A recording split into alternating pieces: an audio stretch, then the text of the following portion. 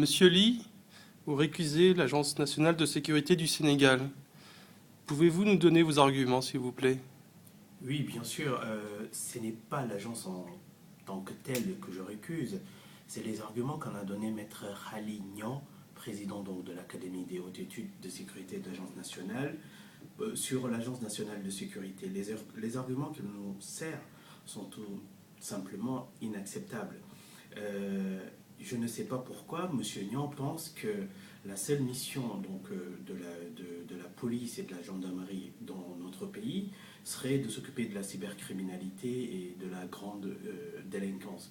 Ce qui est absolument faux, parce que jusque-là, nous n'avons pas eu cette agence et c'est vraiment donc une mission dévolue à la police et à la gendarmerie dans notre pays. Donc qu'on fasse un constat du débordement de la police, d'un manque de moyens, de manque d'effectifs, nous pouvons le constater, donc avec lui, avec le gouvernement, avec donc les autorités étatiques, mais la solution qu'ils nous servent n'est pas la meilleure, c'est pas la plus pertinente parce qu'elle peut avoir des répercussions dangereuses. Moi, j'ai pris la parole pour dire aux Sénégalais quand même qu'il est dangereux qu'on crée des agences pour déléguer des missions d'intérêt public à des agences qui, on le sait, il peut arriver dans le futur, soient privatisées. Et je sais qu'il y a un courant libéral qui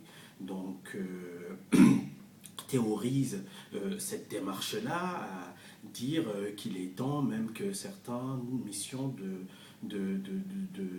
public soient privatisées. Donc nous sommes clairement contre, il ne faudra pas le faire et que les Sénégalais doivent montrer leur attachement à la qualité de certaines missions publiques, que ce soit la sécurité, la santé et l'éducation. Et sur le plan de l'éducation, nous voyons les dérives. Aujourd'hui, un pan de l'éducation et de l'enseignement supérieur est délégué au privé et sans encadrement. Il y a un travail qui est en train d'être fait avec le professeur Souleymane Bachir Diagne et le ministre de l'enseignement supérieur et de l'éducation nationale. C'est un travail qui doit être sérieux et qui doit aller jusqu'au bout. Si nous revenons à l'agence de sécurité nationale, ça risque d'être en doublon, d'autant plus que nous avons une police municipale qui a été dissoute et qu'on peut ressusciter. Nous avons des jeunes sortis de l'armée qui ne sont pas enrôlés et donc qui ont été formés. Et l'argument de dire que pendant les élections électorales, que nous avons vu des jeunes protéger le président Macky Sall qui en ce temps était candidat et qu'il faut aujourd'hui leur trouver une place et les caser, c'est tout simplement du clientélisme qui est inacceptable et qu'on ne peut pas cautionner.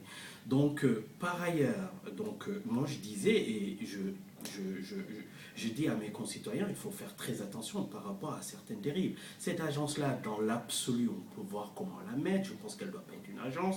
Je pense que la police doit être jalouse de ses prérogatives et qu'on lui donne les moyens financiers, les moyens logistiques, les moyens en effectif. Donc, la réponse appropriée, ce serait de revoir les budgets de police, le déploiement des commissariats, le déploiement, et même faire au sein de la police une police de proximité. Sur le principe, nous ne sommes pas contre.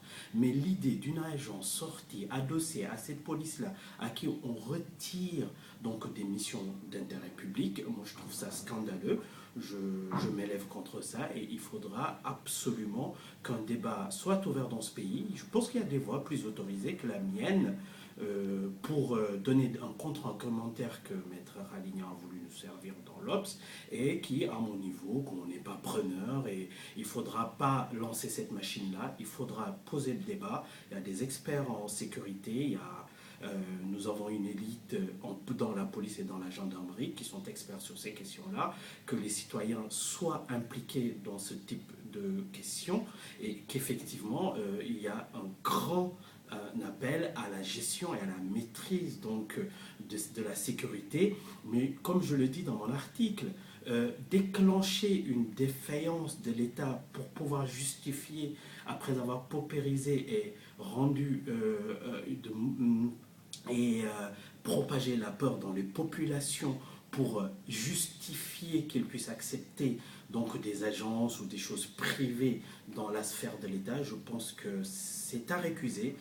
C'est des dérives sur lesquelles nous devrions être très très regardants et tout de suite arrêter cela. Et je pense que le temps du débat est venu. Merci. Merci.